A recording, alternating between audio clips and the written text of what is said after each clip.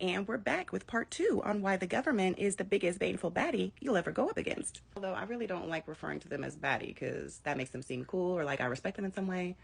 Really, they're just like the creepy villain that shows up at the party uninvited and ruin everybody's vibe. Well, this is a friendly warning for those who are uncomfortable with topics on baneful magic. The last one can be a bit heavy for you, so I would recommend you abort the mission after I discuss number 6 if that's you.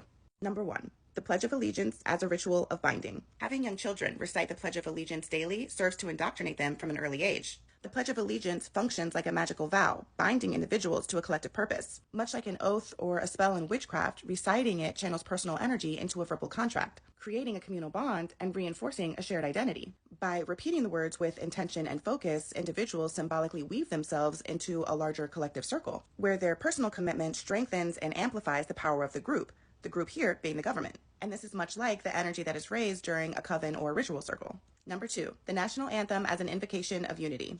Similarly, singing the national anthem, especially in large groups, is like a powerful invocation. In witchcraft, collective chanting raises energy and focuses it on an intention.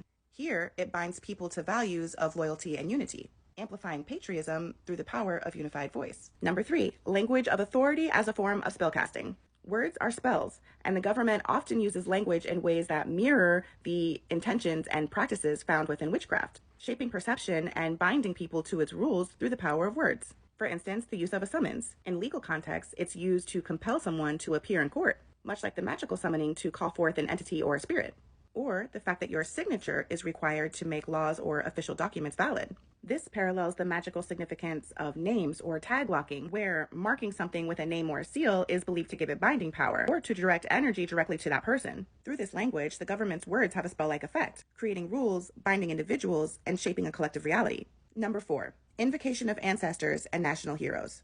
Statues, monuments, and even banknotes featured revered figures from history, creating a national pantheon of sorts. Honoring these figures is similar to ancestral worship in witchcraft, invoking their memory and keeping their energy alive as part of the collective spirit. Just as witches and practitioners might call on the wisdom and guidance of ancestors during rituals, symbolically calling on their strength, courage, or vision to inspire or guide the present. By celebrating these figures, society continually renews its connection to their legacy. Number 5, the use of ley lines in government architecture. Many government buildings are strategically placed on ley lines, energy-rich paths that are believed or known to amplify power. In witchcraft and ritual work, ley lines are valued for their capacity to raise and direct energy. And by aligning buildings with these lines, governments tap into natural energy currents to strengthen influence. The Washington Monument and the Capitol building are both said to sit along these ley lines, drawing on the Earth's energy to bolster its role as focal points of governance and national identity. Number 6, astronomical alignments in city planning.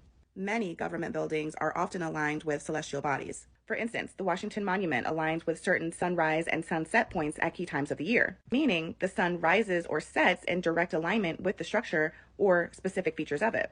In magic, these alignments are significant because they harness potent energy present during celestial events. By placing the Washington Monument in sync with these solar events, it becomes a conduit for amplifying the government's connection to universal energies, much like spell work that uses the sun or moon to empower intentions. This is your baneful exit reminder. Number 7, in government systems. The concept of in government can be seen in the systemic practices that often mirror baneful rituals and witchcraft. For instance, the ongoing exploitation within underground brings to mind sacrificial practices, where lives are used and manipulated to fuel hidden agendas, much like offerings in baneful magic intended to yield power or wealth.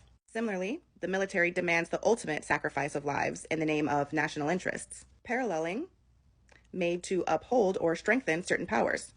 These practices create a connection between the physical sacrifices demanded by governing systems and the offerings used in baneful workings, where the power is drawn from life force, leaving those who serve or are exploited as sacrifices for larger, often concealed, purposes. Okay, I think we hit most of them. Now, there are several that will fall within the different categories that I've already spoken about, but this gives a broad understanding, hopefully an insight into how they're using occult practices within governmental systems. Keep in mind, the government has unlimited resources and they have unfettered access, making them privy to information that we will likely never even become aware of.